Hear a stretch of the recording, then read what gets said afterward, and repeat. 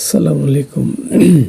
The repeat advertisement of science has made life easy.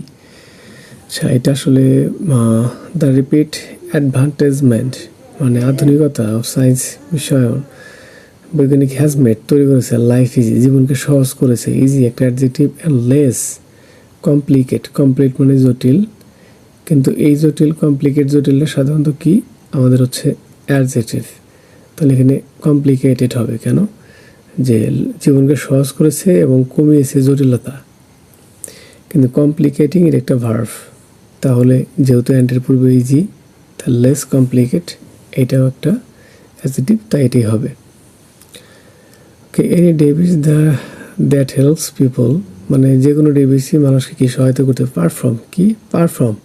Performing না, পিপলের পর যেহেতু কোনো ভার্ব নাই তাই এখানে শুধু ভার্ব হবে পারফর্ম। ওকে, একটু খেয়াল রাখেন এখানে mathematical calculation, electronic machine dash to performing mathematical calculation. আমি বলবো যে অফ ইলেকট্রনিক ডিভাইস মানে it is a special kind of electronic machine. Electronic কি টু পারফর্ম না পারফর্মিং, এই জায়গায় কিন্তু পারফর্মিং হবে, টু পারফর্ম হবে না। এখন তো বলো স্যার ইলেকট্রনিক মেশিন একটা নাউনের পর কি হয়?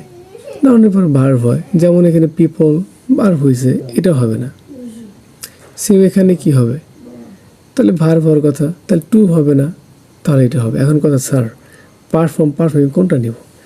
আমি বলবো যে দুইটা নিলে কিন্তু অর্থ একই দিবে, বিশেষ নইলে আবার তুমি ট্রান্সলেট করতে পারো, দেখবে পারফর্মিং দিলে একই অর্থ আসবে, কিন্তু গঠনগতভাবে পিপল একটা নাউন, তাই এরপরে কী হবে? নাউনের পর একটা সাধারণ ভার্ব আছে, সাধারণ ভার্বটাই হবে।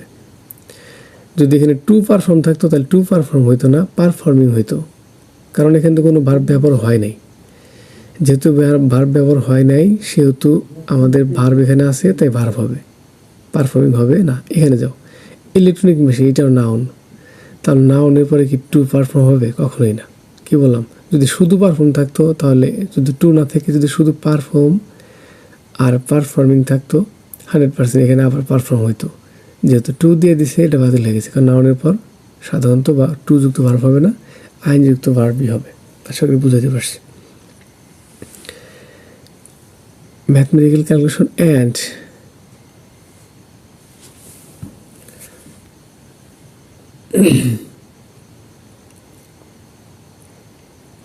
টু প্রসেস বা প্রসেসিং। ওকে, ক্যালকুলেশন, ম্যাথমেটিক্যাল ক্যালকুলেশন হিসাব নিকাশের কথা বলছে। তাহলে দেখো ম্যাথমেটিক্যাল ক্যালকুলেশন তাহলে কি, যে আমাদের যে ক্যালকুলেশন একটা গণনা, এর একটা নাউন অ্যান্ড। ক্যালকুলেশন যদি নাউন হয়, অ্যান্ডের পরে কি নাউন হবে? টু প্রসেসের কি নাউন, ধরলে তুমি জানো না প্রসেসিং কি এখানে কী হিসেবে কাজ করতেছে, কিন্তু তুমি এতটুকু কনফার্ম যেহেতু আমাদের যদি ভার্ব হয় টু প্রসেস, এটাই ভার্ব হবে। আর যেহেতু অ্যান্ড আছে, অ্যান্ডের পূর্বে ক্যালকুলেশন আছে, অ্যান্ডের পূর্বে যে ক্যালকুলেশন, এই ক্যালকুলেশনটা 100% নাউন, গণনা করা, গণনা এটা গণনা করা না, ক্যালকুলেশন মানে গণনা, তার একটা নাউন, তাহলে অ্যান্ডটা পরে 100% নাউন হবে। আর টু যেটাতে আছে সেটা অবশ্যই ইনফিনিটিভ ভার্ব, তাহলে এটা কাটা, আমাদের হবে কি প্রসেসিং। আশা করি বুঝাতে পারছি। আবারও বলি, অ্যান্ডের পূর্বে নাউন আছে, তাহলে অ্যান্ডের পরে নাউন হবে। ক্যালকুলেশন একটা নাউন, তাই এরপরে নাউন হবে, তাহলে টু প্রসেস হবে না, হবে কি প্রসেসিং।